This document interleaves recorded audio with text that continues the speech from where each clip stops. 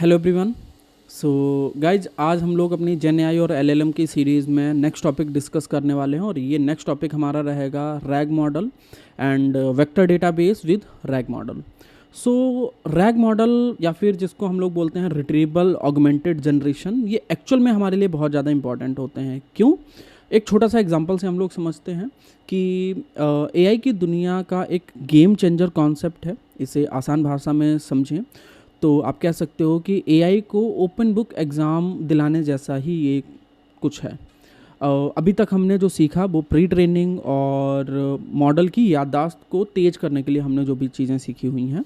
लेकिन अगर मॉडल से कोई ऐसी बात पूछनी है जो उसको नहीं पता है, पहले से उसके पास है ही नहीं, तो मॉडल या तो हमसे झूठ बोलेगा या फिर हिलुजिनेट करेगा, राइट। सो रैग मॉडल इसी प्रॉब्लम्स को सॉल्व करते हैं हमारी, राइट। अगर हम लोग कॉन्सेप्ट्स की बात करें, रैग मॉडल होता क्या है, तो सोचिए एक बहुत बड़ा और बहुत ही ज्ञानी प्रोफेसर है जिसने 2023 के बाद में पढ़ाई छोड़ दी, बट उससे पहले उसने सारी इन्फॉर्मेशन उसके पास में है, राइट। अगर आप उससे पूछते हो कि कल मैच किसने जीता है, तो वो पुरानी नॉलेज के हिसाब से गैस कर सकता है, बट उसको एग्जैक्ट आउटपुट नहीं पता है, एग्जैक्ट आंसर नहीं पता है, राइट। बट रैग मॉडल क्या होता है, मतलब रैग में हम एक प्रोफेसर को एक असिस्टेंट या फिर रिट्रीवर बिठा देते हैं उसके पास में, और उस रिट्रीवर के पास में सारी इन्फॉर्मेशन होती है इंटरनेट की, उसके पास इंटरनेट का एक्सेस है, या फिर उसके पास में नई फाइल्स भी हैं मैथ से रिलेटेड, राइट। जब आप अब एआई से कुछ सवाल पूछते हो तो असिस्टेंस पहले ही वो फाइल्स को ढूंढ के उस रिसर्चर को दे देता है, उस प्रोफेसर को दे देता है, और फिर प्रोफेसर उसको आसानी से आपको आंसर दे देता है कि भाई कल मैच इसने जीता था। तो इस तरह से हमारा रैग मॉडल वर्क करता है। रैग मॉडल में 3 इम्पॉर्टेंट टॉपिक्स होते हैं। रिट्रीवल, जिसको हम लोग ढूंढना बोलते हैं, ऑगमेंटेशन, जिसको जोड़ना बोलते हैं, एंड जनरेशन, जिसको बोलते हैं जवाब देना। तो रिट्रीवल क्या है? रिट्रीवल यूज़र के सवाल से मिलते जुलते डॉक्यूमेंट्स या डेटा को आपकी प्राइवेट डेटाबेस यानी कि पीडीएफ, ईमेल या फिर कंपनी जो भी डेटाबेस आपने दिया हुआ है उससे निकाला जाता है। फिर ऑगमेंटेशन की बात करते हैं, तो ऑगमेंटेशन उस रिट्रीवल डेटा को यूज़र के ओरिजिनल प्रॉम्प्ट के साथ में चिपका देता है या फिर अटैच कर देता है। एंड जनरेशन का मतलब है जवाब देना। एलएलएम अब उस एक्स्ट्रा डेटा को पढ़ता है और उसके बेसिस पर एक्यूरेट आंसर्स को जनरेट करके दे देता है, और ये सिस्टम प्रॉम्प्ट के साथ में ऐड कर, मतलब जो आपके प्रॉम्प्ट है उन्हीं के साथ में ही ऐड कर देता है, ठीक है। एक प्रैक्टिकल इम्प्लीमेंटेशन देख लेते हैं हम लोग, जहाँ पे हम लोग एक छोटा सा डेटाबेस ऐड करेंगे, मतलब एक रैग मॉडल ऐड करेंगे अपने डेटा में, ठीक है, अपने मॉडल के अंदर। तो सबसे पहले मुझे यहाँ पे इंपोर्ट करना पड़ेगा हमारी पाइपलाइन, ठीक है। और ये 2 मॉडल हम लोग यूज़ कर रहे हैं, टेक्स्ट जनरेशन मॉडल और मॉडल GPT-2, ठीक है। From transformer import pipeline, it should be pipeline not pipelines, right. मैंने उसको रन कर दिया है, तो अभी मॉडल हमारा यहाँ पे लोड हो जाएगा। So model is getting loaded.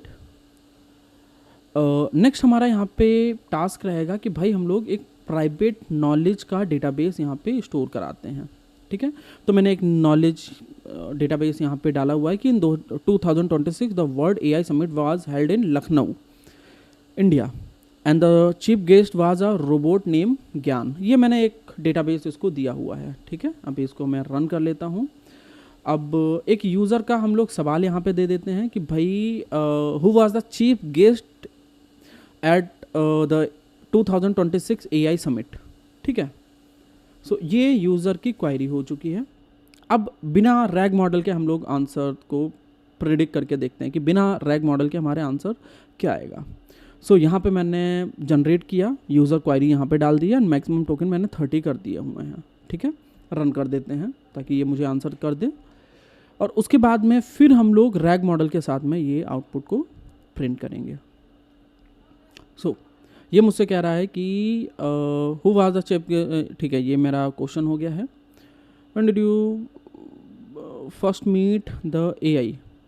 I met the AI at 2026 world AI summit in Seattle, it was not until, ठीक है। तो 30 ही मैंने यहाँ पे टोकन्स डाले थे, तो 30 वर्ड्स में मुझे इतना ही आउटपुट दिया एंड इट इज़ सेइंग कि सिएटल में हुआ था, बट ये तो हमारा डेटा है नहीं, राइट।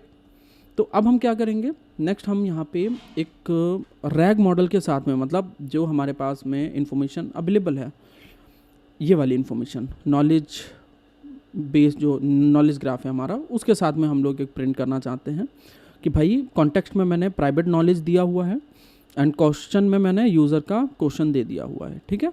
अब इसको रन कर लेते हैं, अभी देखते हैं कि जो हमारा प्रॉपर आउटपुट है वो क्या आएगा, ठीक है। अब इसके बाद में हमें अगेन अपना फंक्शन कॉल करना पड़ेगा,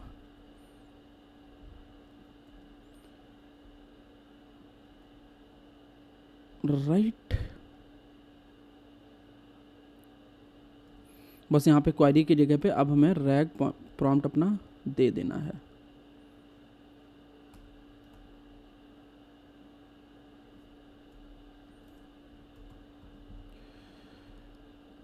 राइट। मैं रन कर लेता हूँ यहाँ पे एंड देखते हैं हमारा आउटपुट क्या आएगा।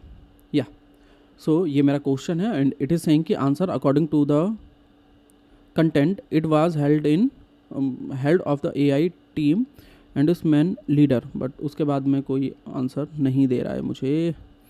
या नो इशू, बट यहाँ पे मुझे ये आंसर दे रहा है कॉन्टेक्स्ट के बेस पे, AI summit was held in Lucknow and ज्ञान, ठीक है। आई वॉज द, ठीक है, मैं दोबारा से इसको रन करके देखता हूँ, हो सकता है क्योंकि हम लोग मॉडल भी काफ़ी ऐसा ही ले रहे हैं तो इस वजह से ये हो सकता है। Yes, now it is giving me correct answer. So it is saying कि द ज्ञान वाज द रोबोट नेम ज्ञान, ठीक है। तो जो चीफ गेस्ट था वो ज्ञान था, जो कि रोबोट डॉग है जिसका नाम भी ज्ञान है, ठीक है। तो इस तरह से हम अपने क्वेश्चंस को यहाँ पे डाल सकते हैं, हम अपना डेटाबेस डाल सकते हैं, ठीक है। बट वही चीज़ है कि हम लोग बहुत बड़ा डेटाबेस नहीं डाल सकते हैं क्योंकि फिर इसके लिमिटेशंस आ जाएंगे, और हमने जो मॉडल यूज़ करने GPT-2 मॉडल यूज़ करने, ठीक है। तो काफ़ी लाइट मॉडल है, बट अगेन अच्छी इन्फॉर्मेशन चाहिए तो हमें बड़े GPUs चाहिए, जो कि हम बहुत पहले ही डिस्कस कर चुके हैं। बट हाँ, ये समझने के लिए दैट इज़ क्वाइट इनफ, ठीक है। तो प्रॉपर हमें यहाँ पे हमारा आंसर मिल चुका है, राइट। अभी नेक्स्ट इसके बाद में हम लोग डिस्कस कर सकते हैं, जस्ट अ मोमेंट।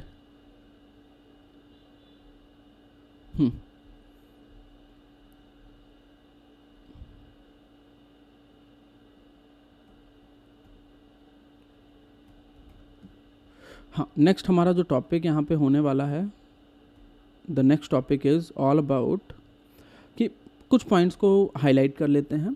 तो सबसे पहला पॉइंट हमारा होगा कि भाई ये हेलुसिनेट नहीं करता है, ठीक है, क्योंकि अब आप गैस नहीं कर रहे हो, आप दी गई इन्फॉर्मेशन से आंसर निकाल रहे हो, और अप टू डेट इन्फो, क्योंकि अभी आपने मॉडल को फाइन ट्यून करने की ज़रूरत नहीं है, अब बस डेटाबेस में आपने नई इन्फॉर्मेशन डाल दी है, ठीक है।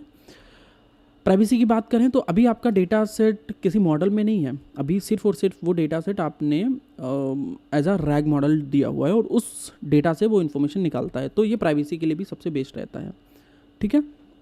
अगर मैं लेसन नोट्स की बात करूं, रैग वर्सेस फाइन ट्यूनिंग, तो फाइन ट्यूनिंग एक स्टूडेंट को डॉक्टर बनाने के लिए 5 साल पढ़ाना जैसा है, राइट। बट रैग मॉडल की वो स्टूडेंट है, वो मेडिकल एग्जाम में बैठा हुआ है, हमने मेडिकल की टेक्स्ट बुक उसको पकड़ा दी, राइट। तो दोनों में डिफरेंस है।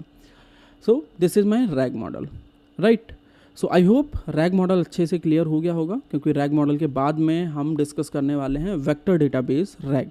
ये एक्चुअल में इंपॉर्टेंट होता है और रैग मॉडल का ही एक, मतलब आप कह सकते हो कि using vector database rag model और अच्छे से परफॉर्म करना स्टार्ट कर देता है, क्योंकि वहाँ पे ये वैल्यूज़ को फाइंड करता है कि कौन सी वैल्यूज़ एग्जैक्ट मैच कर रही हैं, बट यहाँ पे उसका सेंटिमेंट भी मैच किया जाता है, क्योंकि जो दो वर्ड्स के सेंटिमेंट आपस में थोड़े से सेम लग रहे हैं वो पास में होंगे हमारे डेटाबेस के अंदर। चलिए वेक्टर डेटाबेस को समझते हैं। तो वेक्टर डेटाबेस का दिमाग या उसका सर्च इंजन होता है, राइट। अगर रैग एक लाइब्रेरी है तो वेक्टर डेटाबेस उस लाइब्रेरी का वो इंडेक्स है जो आपको सही बुक तक पहुंचाने में मदद करता है, ठीक है। इसे समझने के लिए हमें एम्बेडिंग को समझना पड़ेगा। इवन हमने एम्बेडिंग बहुत पहले डिस्कस कर चुके हैं, बट स्टिल मैं एक बार थोड़ा सा उसको रिवाइज कर देता हूँ कि एआई वर्ड्स को नहीं समझता है, वो नंबर्स को समझता है, तो हम क्या करते हैं, जब हम किसी सेंटेंस को नंबर्स की एक लंबी लिस्ट में डालते हैं तो वो एम्बेडिंग होता है। किस तरह से होता है वो आप उस क्लास को एक बार गो थ्रू कर लेना। इन नंबर्स को हम कोऑर्डिनेट्स XYZ की तरह एक ग्राफ में प्लॉट कर सकते हैं, और जो सेंटेंस का मतलब मीनिंग एक जैसी होती है वो उस प्लॉट के अंदर पास पास में होते हैं। जैसे कि किंग और क्वीन एक प्लॉट के अंदर, एक डेटाबेस के अंदर पास में होंगे, बट एप्पल दूर होगा उनसे, इस तरह से। अब वेक्टर डेटाबेस क्या होता है ये समझ लेते हैं कि ये एक स्पेशल डेटाबेस है जो कि जिसके अंदर सिर्फ नंबर्स स्टोर होते हैं। जब आप कोई सवाल पूछते हो डेटाबेस से तो आपका सवाल वेक्टर में बदल जाता है, ठीक है। डेटाबेस चेक करता है कि सवाल के वेक्टर के सबसे पहले कौन सा डॉक्यूमेंट वेक्टर है, राइट। सिमिलरिटी सर्च जिसको हम लोग बोलते हैं। तो जो आपने सवाल पूछा है उस सवाल का सबसे नज़दीकी आंसर क्या है, और वो सबसे मिलता जुलता डॉक्यूमेंट्स को निकाल के AI को पकड़ा देता है और फिर AI उस पर आंसर कर देता है आपके लिए। चलिए अब हम लोग एक प्रैक्टिकल इम्प्लीमेंटेशन देखते हैं, क्योंकि हमने कॉम्प्लेक्स डेटाबेस को सेटअप करने की ज़रूरत नहीं है। यहाँ पे हम लोग यहाँ पे सेंटेंस ट्रांसफॉर्मर और फिज लाइब्रेरी जो AI की है सिमिलरिटी सर्च करने के लिए, उस लाइब्रेरी को यूज़ करके एक छोटा सा हम लोग डेटाबेस क्रिएट कर लेते हैं, ठीक है। तो ये दो डॉक्यूमेंटेशन मैं यहाँ पे इंपोर्ट कर लेता हूँ, ट्रांसफॉर्मर और फिजू, ठीक है। एंड जब तक ये इंपोर्ट हो रहा है तब तक मुझे कुछ लाइब्रेरीज़ भी यहाँ पे इंपोर्ट करनी पड़ेंगी, जैसे कि हो गया है from sentence transformer import sentence transform, हाँ ठीक है। और फिज और नमपाई को भी इंपोर्ट कर लेते हैं क्योंकि हमें नमपाई का डेटाबेस भी चाहिए होगा, ठीक है। अभी मॉडल को इंपोर्ट कर लेते हैं क्योंकि हम यहाँ पे all mini LM model use करने वाले हैं, ठीक है। एक डॉक्यूमेंट हम लोग यहाँ पे डाल देते हैं क्योंकि उस डॉक्यूमेंट को ही हमें कन्वर्ट करना होगा एम्बेडिंग में और डेटाबेस में स्टोर करना होगा। तो हमने एक डॉक्यूमेंट बना लिया। The capital of India is new Delhi. Python is a popular programming language for data scientist. The 2026 AI summit was held in Lucknow, ठीक है। और ठीक है, यही इन्फॉर्मेशन मैंने यहाँ पे डाल दी है। मैंने इसको कर दिया है रन। अब रन करने के बाद में सबसे पहले मुझे डॉक्यूमेंट्स को वेक्टर में कन्वर्ट करना होगा। तो वेक्टर में कन्वर्ट करने के लिए मॉडल डॉट इनकोड हमें यूज़ करना पड़ेगा और उसके अंदर हम लोग अपना डॉक्यूमेंट डाल देंगे, ठीक है। रन कर दिया मैंने। अब इसके बाद में हमें फिज वेक्टर डेटाबेस में इसको कन्वर्ट करते हैं। तो उसके लिए मुझे क्या करना पड़ेगा, C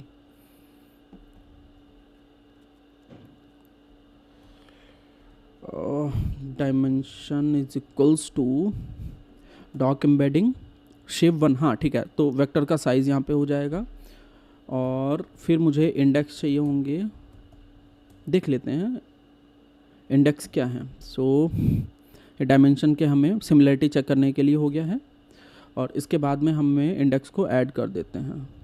index dot add np dot array और उसके अंदर हम लोग अपना डॉक्यूमेंट जो एम्बेडिंग किया हुआ है वो स्टोर करा देते हैं, ठीक है। और उसके बाद में मैं यहाँ पे प्रिंट कर लेता हूँ कितने डेटाबेस लाइक वेक्टर डेटाबेस में कितने डॉक्यूमेंट ऐड हुए हैं।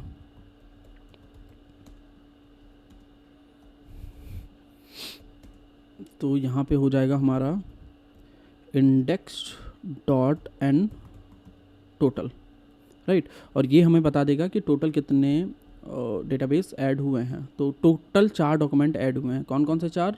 This was 1 2 3 and 4, right.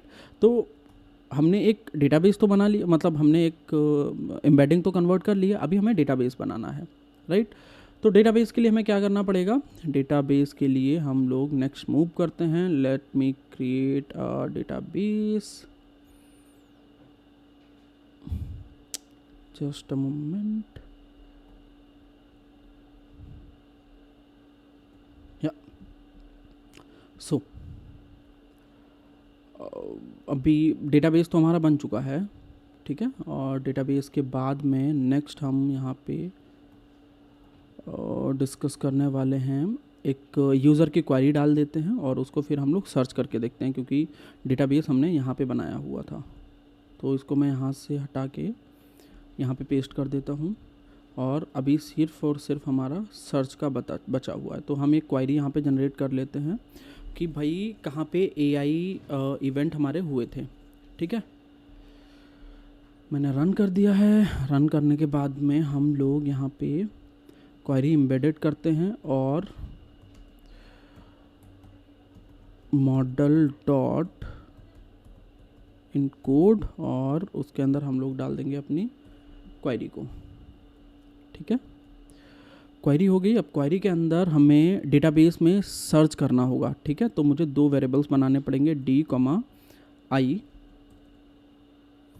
Database and index. तो index dot search query embedding and k = 1 में कर देता हूँ ताकि हमें एक ही आउटपुट यहाँ पे जनरेट होके मिल जाए। क्वेरी एम्बेडिंग, बट मुझे numpy एरे में, क्योंकि डेटा हमारा numpy एरे में है, तो np डॉट एरे। ठीक है, और एम्बेडिंग क्वेरी हमारी एरे में हो जाएगी and k = 1। Now it's fine.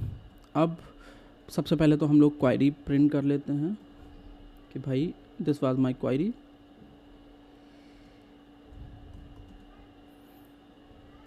ठीक है, एंड उसके बाद में उस क्वेरी का आउटपुट देख लेते हैं। प्रिंट, सबसे मिलता जुलता डॉक्यूमेंट ये हमें प्रिंट करेगा। ठीक है,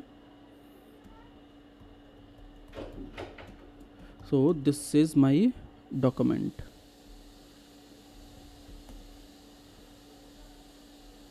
और डॉक्यूमेंट का भी मुझे 0th इंडेक्स का 0th इंडेक्स प्रिंट करना होगा ताकि हमें डॉक्यूमेंट यहाँ पे प्रिंट होके मिल सके। ठीक है, अब मैंने यहाँ पे कर दिया है इसको एग्जीक्यूट। सो या where was the AI event held. So ये मुझे आंसर दे रहा है, the 2026 AI summit was held in Lucknow. इस तरह से आप और भी क्वेश्चंस को ट्राई कर सकते हो। ठीक है, अभी कौन कौन से पॉइंट्स यहाँ पे हाईलाइट करने वाले हैं वो यहाँ पे देखिए कि semantic search versus keyword search.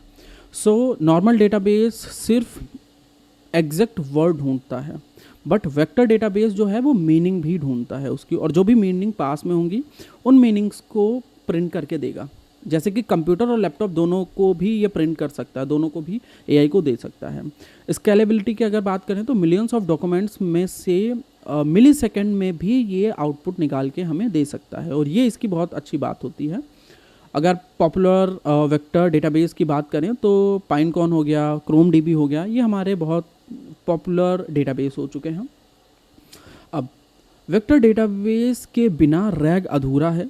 ये वही जगह है, मतलब जगह है जहां हमारा सारा प्राइवेट डेटा एम्बेडिंग की शक्ल में महफूज रहता है, ताकि AI उसको जब भी ज़रूरत पड़े AI को, तब AI उसको यूज़ कर सकता है, यूटिलाइज कर सकता है। Right, so guys, this was all about RAG and this implementation of RAG model। और उसके बाद में हमने सीखा है वेक्टर डेटाबेस क्या होता है, और वेक्टर डेटाबेस का एक एप्लीकेशन भी हमने देखा हुआ है। तो मैं एक शॉर्ट सा क्विक रिकैप दे देता हूँ। RAG हमारा होता है कि जहाँ पे हम लोग हमारा मॉडल इन्फॉर्मेशन नहीं दे पाते, वहाँ पे हम लोग एक कस्टमाइज इन्फॉर्मेशन दे देते हैं, राइट, ताकि वो उस इन्फॉर्मेशन से मुझे आउटपुट दे सके। अब वेक्टर डेटाबेस की बात करें तो वेक्टर डेटाबेस हमारा जो इन्फॉर्मेशन है उसको वेक्टर DB में स्टोर कर देता है, ताकि जो सेम मीनिंग के वर्ड्स हैं उनको पास में रखेगा, ताकि जब हम लोग यहाँ पे प्रिंट कराते हैं, आउटपुट निकालते हैं, तो वो आसानी से हमें दे सके। और वेक्टर डेटाबेस में रखने का फ़ायदा ये है कि वो बहुत ही फास्ट एग्जीक्यूशन होता है। Right, so guys, this was all about today's class. बाकी हम लोग मिलते हैं नेक्स्ट टॉपिक के साथ में। Till then, bye bye, take care.